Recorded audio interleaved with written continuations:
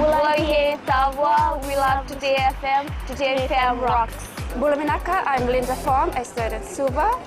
I love listening to Today FM because they play latest music and they rock. Hi, my name is Osnate. I'm from Ba. I love listening to Today FM. Today FM rocks. Bula, I'm a curator from Nandi. We love listening to Today FM. Here in Nandi, it rocks. Hi, I'm Shania. I'm from Lotoka and I love Today FM and it rocks. Today's hit music on Today FM. Yandra Vinaka, Fiji. In this bulletin, opposition boycotts Privileges Committee meeting.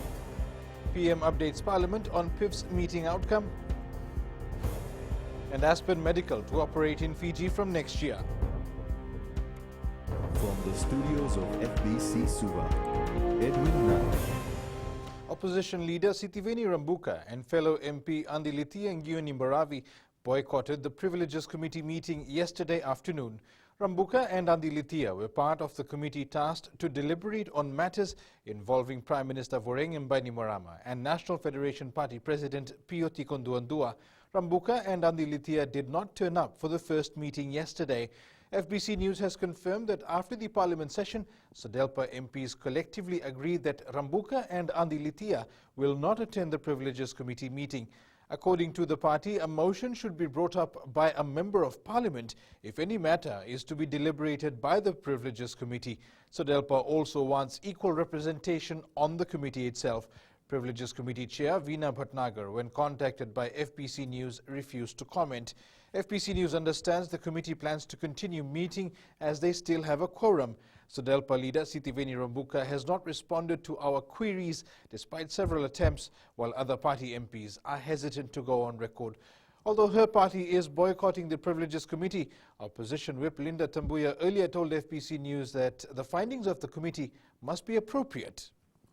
Well, it's always our hope that justice prevails and that, if found on the evidence, one way or the other, that the Privileges Committee will come back with a decision that's just and fair. There is a huge gap between Fiji and other Pacific Island countries when compared to Australia and its approach to phasing out fossil fuel and coal. Prime Minister Vorengem Bainimarama highlighted this while providing an update on the outcome of the 50th Pacific Island Forum Leaders meeting that was held last month. Bainimarama told Parliament that he does not want to say anything more until he is met with his Australian counterpart, Scott Morrison. Some strong things have been said that were highlighted, but I don't want to say anything more before I have an opportunity to sit down face to face with Prime Minister Morrison when I visit Canberra at the end of next week. It will be my first official visit to Australia, and I want it to take place in an atmosphere of friendly engagement. The Prime Minister also highlighted whatever differences Fiji and Australia have on climate change, it will not damage their friendship.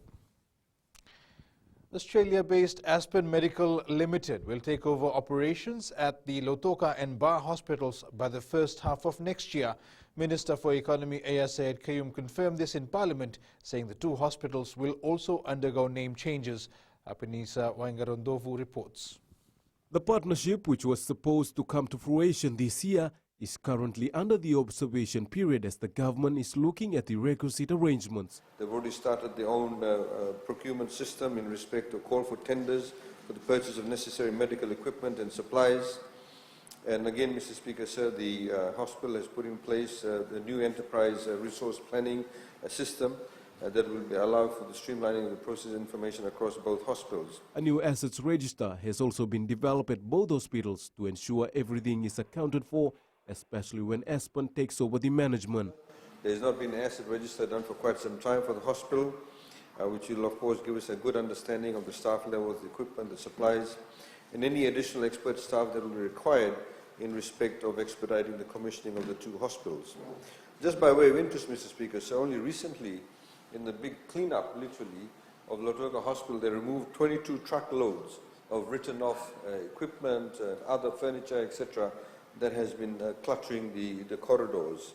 Under the new partnership, the Lotoka Hospital will be known as the Lotoka International Hospital, managed by ASPEN, while the Mba Hospital will be rebranded as the Mba Regional Hospital. Apenisa Waingarondovu, FBC News. Dengue fever is a concern as it not only affects the health system but also Fijians and the tourism sector. Minister Dr. Ifiremi Wangainabete revealed there have been more than 2,500 cases of dengue fever so far this year, with 1 death recorded. He says dengue also poses a risk to the country's economy. Referring to this, opposition member Niko Nawaikula questioned the minister on what is being done to address the issue. Please clarify the current level of risk of dengue affecting the tourists who come to our shores and what the ministry is doing about it. We work hand in hand with municipal council. We also work in hand with hotels. We have health inspectors actually going throughout these communities. We don't differentiate those areas that may have hotels. It is imperative to have in-depth business skills if one intends to apply for special administrator positions in the future. Minister for Local Government Premila Kumar made this clear while responding to a question by opposition MP Anare Chale in Parliament yesterday. Chale asked the minister to highlight the minimum qualification requirements in order to attain the position. To run a municipal council, we want people who have the business skills, who can manage the finances well, and they'll be able to invest this money into right projects that can derive a lot more money for the council. A 28-year-old security officer of Suva facing manslaughter charges appeared before the Suva High Court yesterday. Timothy Dakao is alleged to have assaulted a co-worker at the Sand Dunes nightclub on December 24th last year, which resulted in his death. The Defence Counsel today has requested for additional disclosures, which include the video of the alleged incident. The matter has been adjourned to 17th September and bail has been extended for the accused. Coming up, props yet to be confirmed for Rugby World Cup. And expect more upsets from the 2019 Rugby World Cup. Stay with us.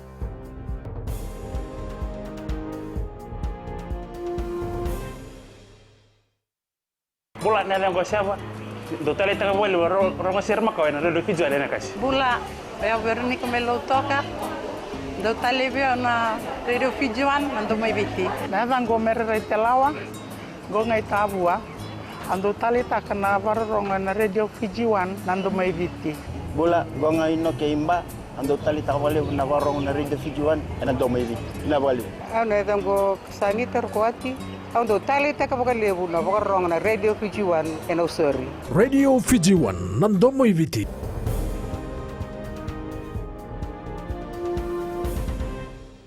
Welcome back.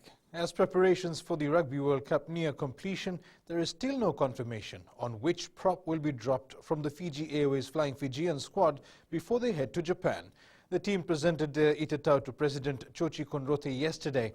President Kondote reminded the players of the importance of their mission in Japan. Meanwhile, Flying Fijians lock forward Tevita Thavumbati Sestonga gave them a physical battle as expected during the Pacifica Challenge. The final 31-member side will be named before the side leaves for Japan on Friday. They will begin their Rugby World Cup campaign against Australia on the 21st of this month. As you see on the weekend, our forwards, especially the mole, that's something we worked on. I think we expected it on the weekend, but I think to apply it on the field, we didn't really execute that. So that's one thing Wallabies will be looking at. So I think come the game day, I think the boys will be well prepared for that. Navua Football Vice President John Wise says all football associations should believe in local talent. Wise says this was something he had in mind throughout the Senior League season and is going into the Premier Division with the same mentality. Navua is unbeaten in 15 games in the Senior League this season. It has been promoted into the Premier Division and will play in the Courts Inter-District Championship in October. Navua will face Slami in its final Senior League match this Sunday at 3 p.m. at the Uprising Beach Artificial Turf in Pacific Harbour.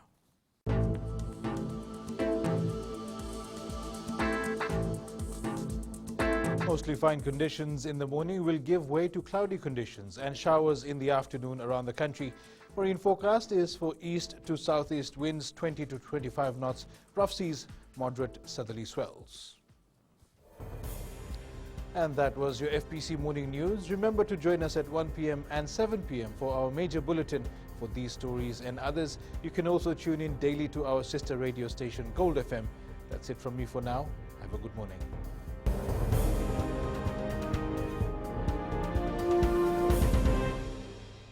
Hi, I'm Shamiza. And I'm Salma. We're from Nandi and we love Mirchi FM because it's hot.